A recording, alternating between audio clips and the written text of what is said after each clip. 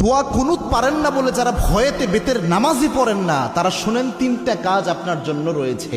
এই তিনটা কাজ করলে বেতের নামাজের পরিপূর্ণ সওয়াব আপনি পেয়ে যাবেন। সুবহানাল্লাহি ওয়া বিহামদিহি। ইসলাম যে কত সহজভাবে আপনাকে সমাধান দিয়েছে কল্পনা করতে পারবেন না। এই যে বেতের নামাজে যে দোয়া কুনুতটা আমরা পড়ি, এটা কিন্তু অনেকের মুখস্থ হয় না, যার কারণে অনেক বড় দেখে অনেকে বেতের নামাজই পড়ে না যে আমি দোয়া কুনুত পারি না, আমি কি বা পড়বো। অথবা অনেকে এমন রয়েছে বেতের নামাজে দাঁড়িয়ে দোয়া কুনুতের সময় চুপ করে থাকে, একটা শব্দ করে না, এরকম আছে অনেকে। তো এরকম কোনোটাই মাধ্যমেই আপনার কিন্তু দোয়া কুনুতের যে হক এটা আদায় হচ্ছে না। এবং বেতের নামাজ এটা কিন্তু ওয়াজিব একটি নামাজ, এই নামাজকে আপনি ইচ্ছা করে ছেড়ে দিতে পারবেন না, এবং ওয়াজিব সবসময় চাইলে আপনি তরক করতে পারবেন না। এই জন্য বেতের নামাজ গুরুত্বপূর্ণ।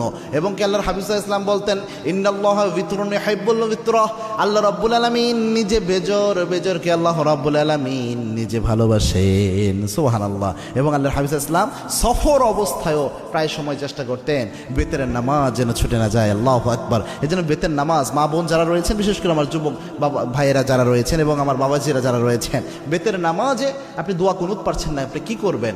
প্রথম যদি আপনি দোয়া কুনুত না পারেন তাহলে আপনি যে দোয়াটা পড়বেন, রব্বানা আতিনা ফিদ দুনিয়া হাসানাহ ওয়া ফিল আখিরাতি হাসানাহ ওয়া কিনা আযাবান নার।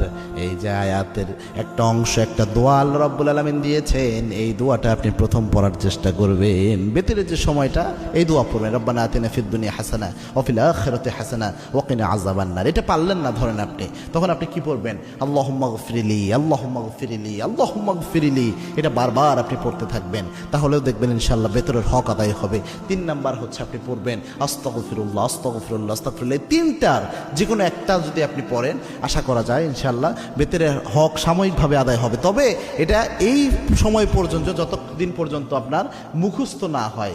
আপনি চেষ্টা করতেছেন মুখস্থ করার জন্য, পাশাপাশি এটা দিয়ে চালায়া যাবেন। এটা আপনি সারা জীবন করবেন, এটা কিন্তু হবে না। দুনিয়ার সব আপনি মুখস্থ করতে পারেন, মাথায় রাখতে পারেন, আর যেটা মৌলিক একটা বিষয় ইসলামের, এটা মাথায় রাখতে পারবেন না, এটা কিন্তু হতে পারে না। এই জন্য চেষ্টা করবেন যত দ্রুত সম্ভব কয়েকদিন রিডিং পড়েন, রাতের বেলায় ঘুমানোর আগে দোয়া কুনুতটা রিডিং পড়েন, দেখবেন ইনশাআল্লাহ আস্তে আস্তে মুখস্থ হয়ে যাবে। আল্লাহ রাব্বুল আলামিন আমাদের আমল করার তৌফিক দান করুন। আল্লাহুম্মা